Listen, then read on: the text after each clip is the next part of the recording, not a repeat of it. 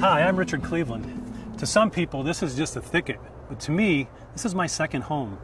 There's an abundance of wild food and medicine all around me, but most people walk right past it. Hey, look at this. What we have here is an oxeye daisy, but these leaves are edible and there's quite a bit of nutrition in them. It's a very interesting taste indeed. What we have here is chickweed. This should be in your salads. This is a really good wild edible.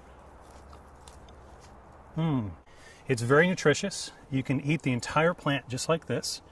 Its energy is very cooling, meaning it's good for inflammations like rashes. Even internally, if say you have some digestive problems, it will help with any type of inflammation.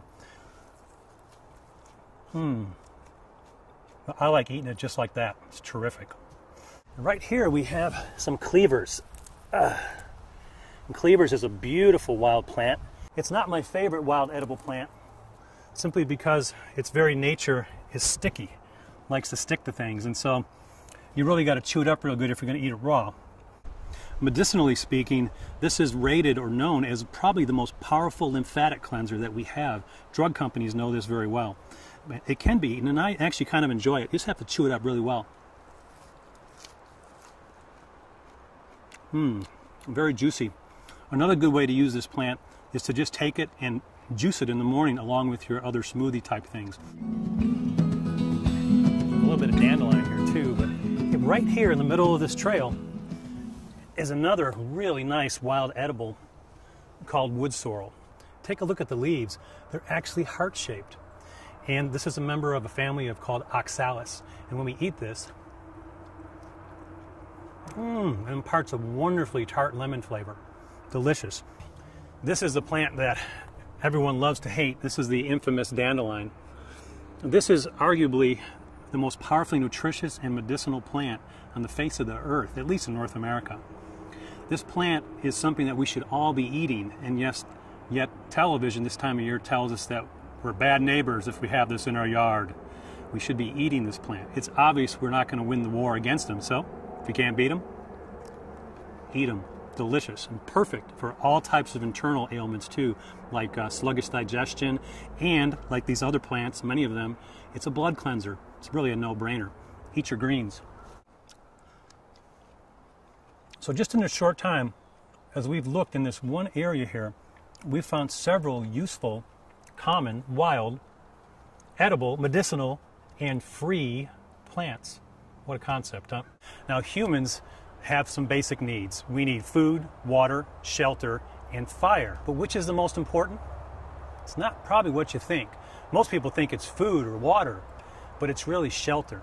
The weather can change very, very quickly in the woods. Over the top of some of these mountains comes huge storms that happen in just a matter of a half an hour or more and start dumping rain.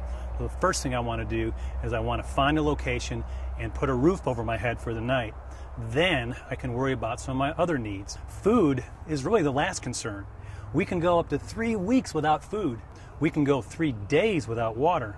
But we can only last for about 3 hours when we're soaking wet and our body starts shivering. We can go into a type of hypothermia, mild hypothermia, and that's when you get in trouble. And that's why shelter is always number one. The woods are to be experienced. Get out in nature. Wallow in it.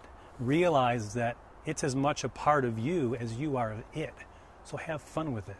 That's what survival to me is really about. A lot of people, when they think about spending the night out in the woods, have a lot of fears surrounding that, particularly animals, wild animals. What if a bear is going to come and drag me away in the middle of the night? Probably the most dangerous situation you're ever going to have in the woods with a bear is if she has cubs. And she's going to be protecting her cubs. But even then, if you're not too close, she'll probably just bluff charge you, and you just hold your ground and talk quietly, and whatever you do, don't run. You cannot outrun a bear. I don't know of anyone that's ever been attacked by a bear, and I've been doing this for over 20 years, learning these skills and teaching them. I mean, everyone thinks of survival as being out in the woods and having to eat bugs and stuff, right? Well, you can eat them if you want to, but you don't need to. If you have the skills and you know what's around, survival can actually be a word of comfort. It becomes more like thrival skills, right? Because this is where our ancestors lived. We're just tapping back into the knowledge that they had. To me, survival is your birthright, and simply it teaches you how to take care of yourself. and not be dependent on other people. And I think that's a good thing.